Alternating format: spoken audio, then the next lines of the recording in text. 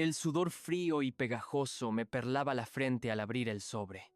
El corazón me latía como un pájaro atrapado, presintiendo algo funesto. Dentro, un documento oficial. Sus líneas estrictas parecían talladas en hielo. Notificación de demanda judicial. Leí, y el mundo a mi alrededor se detuvo. Mi nombre, Juan, junto al de mi hermano, Pedro. Una demanda. ¿Por qué? Por la casa, mi casa. La casa que construí con mis propias manos, ladrillo a ladrillo, en el terreno que papá nos había regalado a ambos. Recuerdo ese día como si fuera ayer. El sol quemaba sin piedad sobre nuestro pequeño pueblo, San Martín de Torres. Mi padre, Manuel, con su rostro arrugado y curtido por el sol y sus ojos llenos de bondad, estaba de pie en medio del terreno cubierto de maleza. En su mano sostenía un mapa viejo y desgastado. «Esto es para ustedes, hijos míos», dijo, su voz ronca por la emoción. «A partes iguales.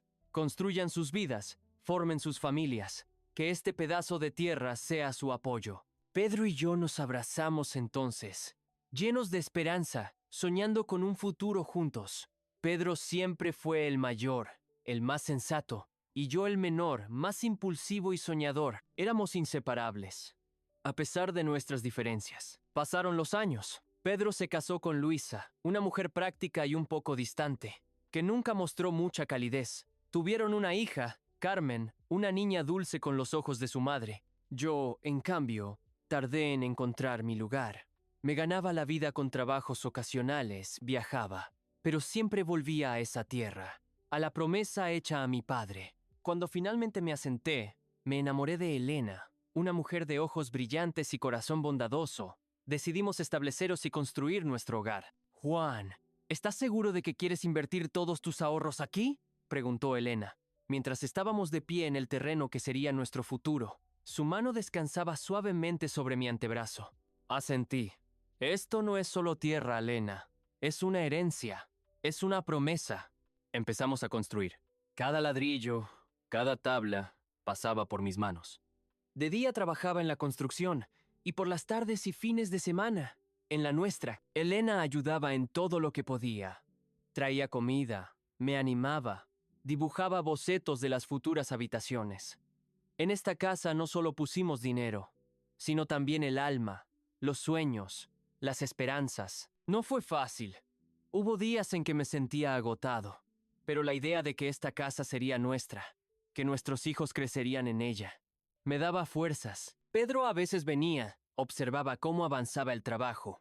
«Va bien, Juan», decía, pero sus palabras sonaban algo distantes, sin chispa. Nunca ofreció ayuda, nunca participó en nuestros planes. Elena y yo no le dimos importancia.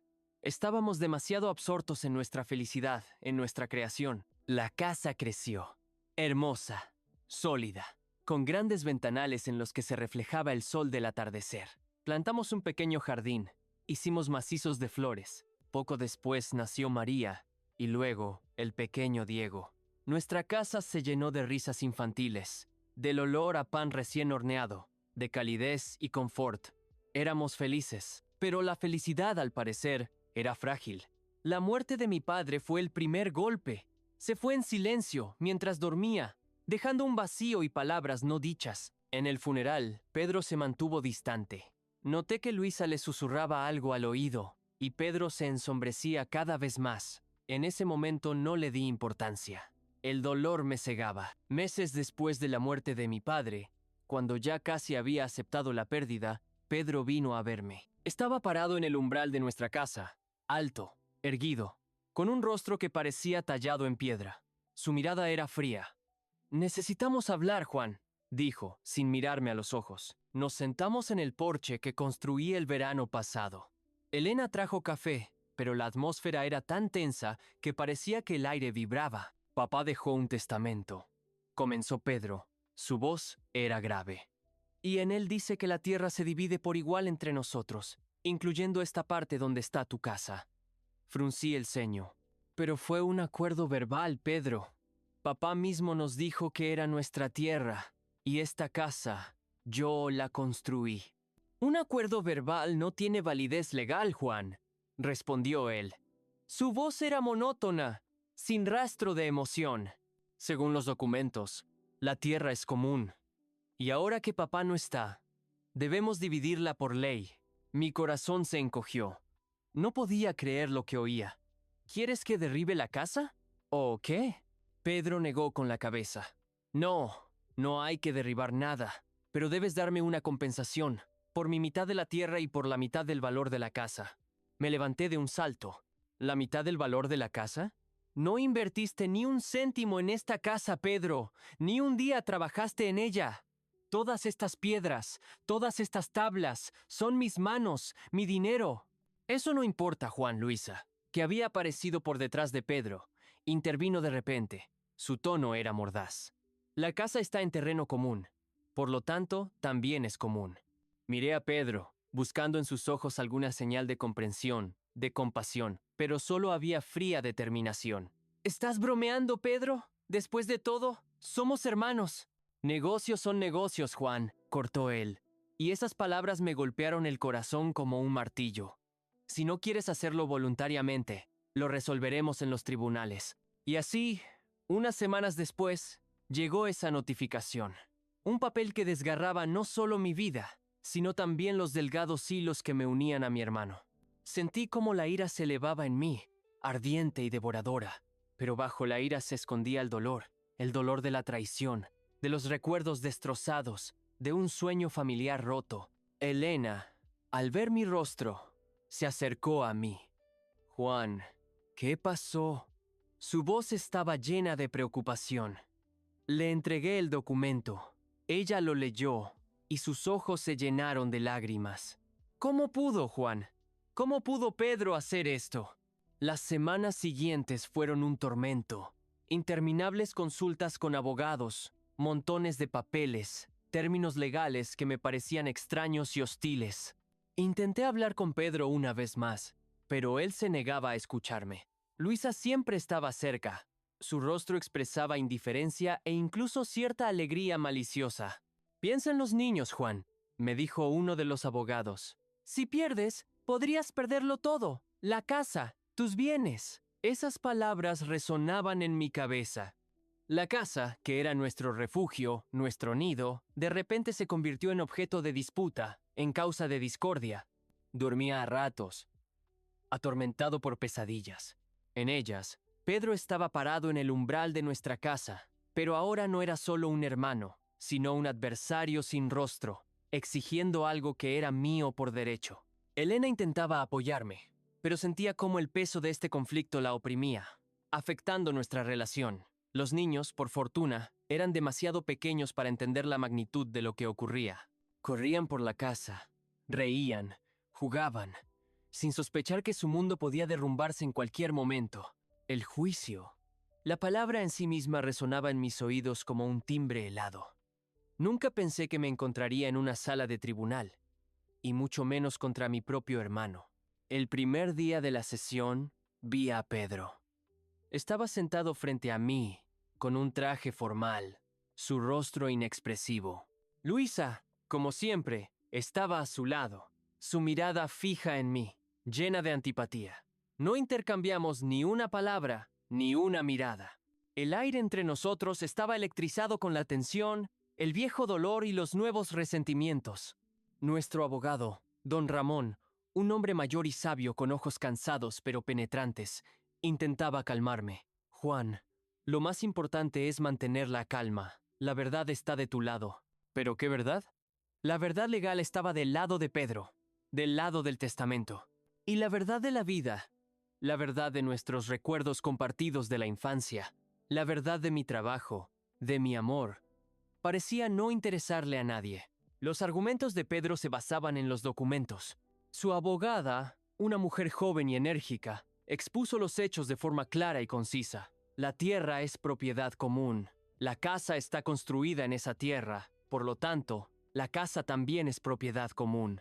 Incluso citó ejemplos de jurisprudencia donde casos similares se resolvían a favor de quien reclamaba derechos sobre el terreno.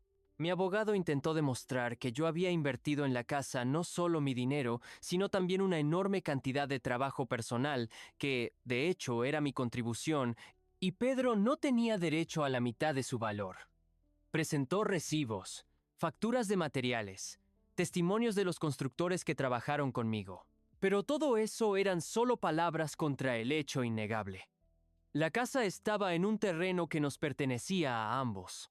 Un día, durante el interrogatorio, estaba sentado a la mesa y me parecía que todos los ojos de la sala estaban fijos en mí. La abogada de Pedro hacía preguntas rápidas, bruscas, intentando confundirme, provocarme. Señor García, ¿sabía usted que el terreno en el que construyó su casa no solo le pertenecía a usted, sino también a su hermano? Sí, lo sabía. Mi voz temblaba. Pero papá siempre dijo que era nuestro, para que construyéramos en él. Las promesas verbales no son legalmente vinculantes, señor García. Su padre dejó un testamento. ¿Lo vio usted? Después de su muerte, sí. Y en el testamento, negro sobre blanco, dice, la tierra se divide por igual. ¿No intentó ponerla a su nombre, Juan? No. Confiábamos en papá. Confiábamos el uno en el otro. Miré a Pedro. Él no apartó la mirada. Su rostro permanecía impasible. Esa impasibilidad me dolía aún más. Sentía como una ola de desesperación me invadía. Todos mis esfuerzos, toda mi fe, todo mi amor, todo se rompía contra los fríos muros de la ley. Apreté los puños bajo la mesa, intentando contener las lágrimas que se acercaban.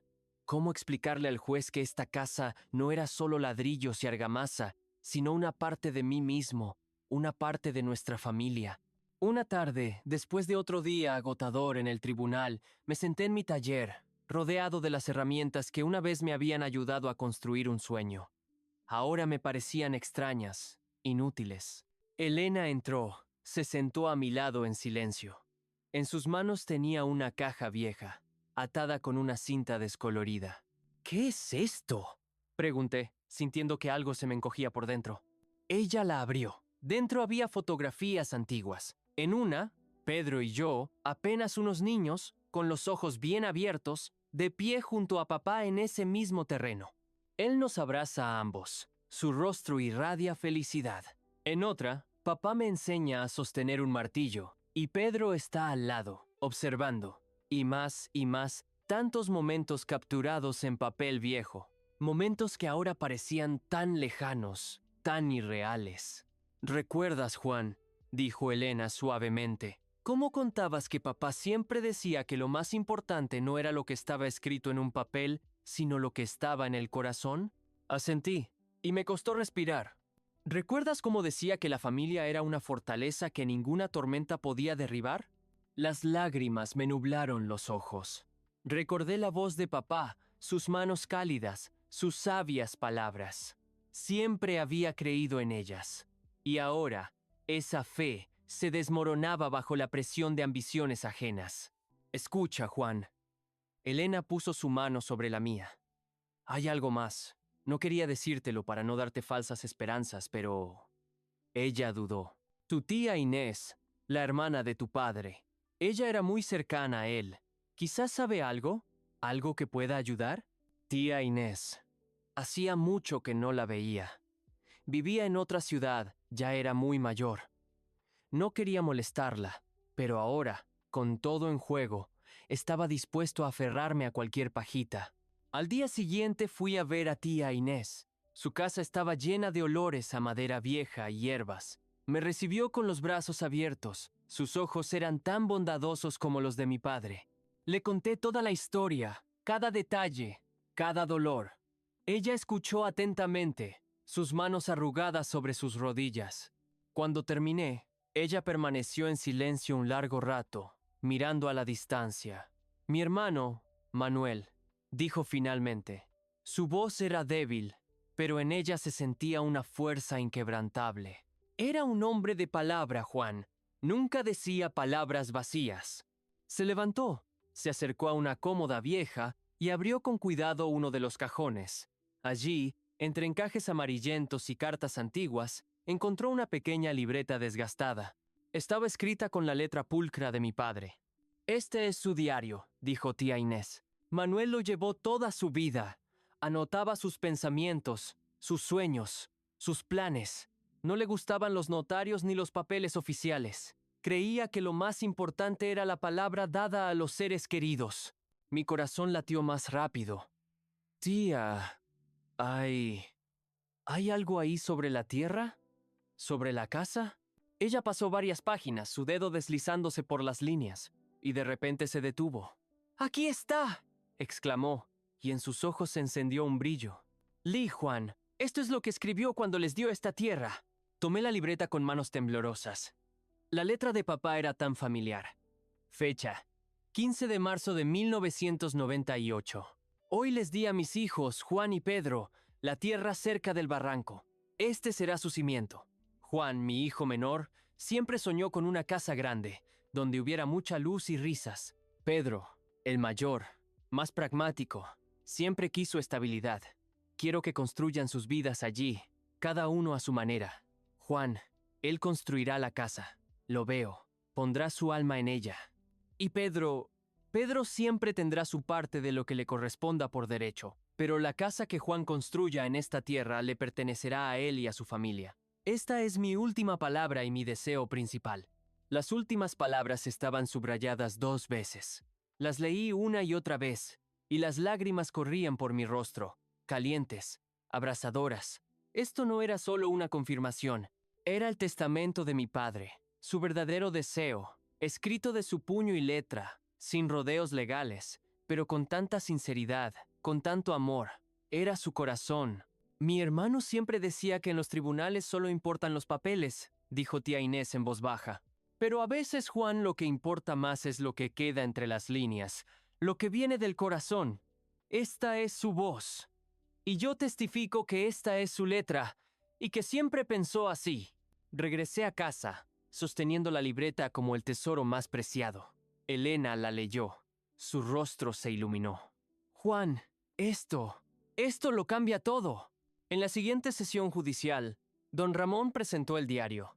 La abogada de Pedro intentó impugnar su autenticidad, alegar que no tenía validez legal. Pero tía Inés, a pesar de su edad, vino al tribunal y testificó, confirmando la autenticidad de la letra y la intención de mi padre. Su voz, aunque débil, sonaba firme y convincente. Contó cómo mi padre siempre valoró la palabra dada a otra persona, cómo soñaba con que sus hijos vivieran en paz y armonía. Un silencio se apoderó de la sala. Incluso Pedro, que hasta ese momento parecía imperturbable, miró a tía Inés y luego a mí. Algo brilló en sus ojos. ¿Arrepentimiento o simplemente sorpresa? O quizás, el recuerdo de aquel día en que papá nos dio la tierra. El juez examinó cuidadosamente el diario. Su rostro estaba pensativo. Anunció un receso, diciendo que debía considerar detenidamente las nuevas pruebas. Esos días de espera fueron insoportables. No sabía qué pasaría. Ese diario me daba esperanza, pero entendía que la ley a menudo es estricta y no siempre toma en cuenta los factores emocionales. Miraba a mis hijos, a sus juegos despreocupados, y rezaba para que nuestra casa, nuestro refugio, siguiera siendo nuestra. Y así, el día del veredicto. Estaba sentado, con los puños apretados, el corazón latiéndome en la garganta. El juez comenzó a hablar. Expuso larga y cuidadosamente todos los aspectos del caso, analizando los testimonios y los documentos. Y finalmente, pronunció las palabras que yo había esperado con tanta ansiedad, teniendo en cuenta todas las pruebas presentadas y considerando las intenciones del difunto don Manuel García, expresadas en su diario personal, el cual ha sido confirmado por los testigos como un documento auténtico. El tribunal reconoce el derecho de Juan García a la propiedad de la casa construida por él en el terreno en disputa. En cuanto al terreno, el tribunal ha dictaminado que permanece en copropiedad de los hermanos, pero con la salvedad del derecho de Juan García al uso sin restricciones de su parte del terreno donde se encuentra la casa. No podía creer lo que oía. El aire escapó de mis pulmones. Sentí como Elena me tomaba la mano, sus ojos brillaban de lágrimas. Ganamos. La verdad triunfó, pero no solo la legal. Triunfó la verdad del corazón. Miré a Pedro. Estaba sentado inmóvil, su rostro pálido. Luisa le susurraba algo, pero él no reaccionaba. Finalmente, levantó la cabeza y nuestras miradas se encontraron. En sus ojos ya no había fría determinación. Había una extraña mezcla de desolación, y me pareció un ligero atisbo de algo que una vez fue. Se dio la vuelta rápidamente. Al salir de la sala del tribunal, sentí un alivio increíble. El sol parecía más brillante, el aire más puro. Elena me abrazó con fuerza. Lo logramos, Juan, lo logramos. Pero a pesar de la victoria, un amargo regusto permanecía en mi alma. Ganamos la casa, pero perdimos a un hermano. Este conflicto había roto algo muy importante que nos unía a Pedro. ¿Podríamos alguna vez reparar eso? ¿Podría él alguna vez entender que el asunto no era el dinero, ni la tierra, sino el respeto, la palabra de papá, nuestra historia compartida? Me dirigí al coche, donde nos esperaba don Ramón. Él me sonrió. Luchaste por tu verdad, Juan, y la defendiste. Asentí. Sí, la defendí. Pero ¿cuál es el precio de esta victoria?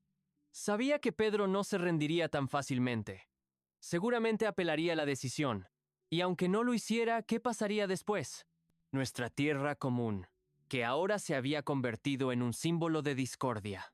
La amenaza de su regreso, de sus intentos de quitarme de nuevo lo que me pertenecía por derecho, y esa incertidumbre en los documentos, que siempre penderá sobre nosotros como una espada de Damocles. Cuando nos acercábamos a casa, vi a María y Diego jugando en el jardín. Sus risas llenaban el aire.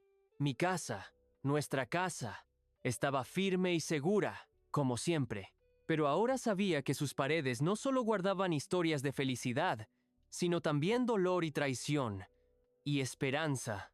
La esperanza de que algún día, tal vez dentro de muchos años, mi hermano Pedro pueda mirarme no como un adversario, sino como un hermano, y que nuestros hijos, María y Carmen, puedan algún día jugar juntos sin conocer la amargura que separó a sus padres. Pero esa ya sería otra historia.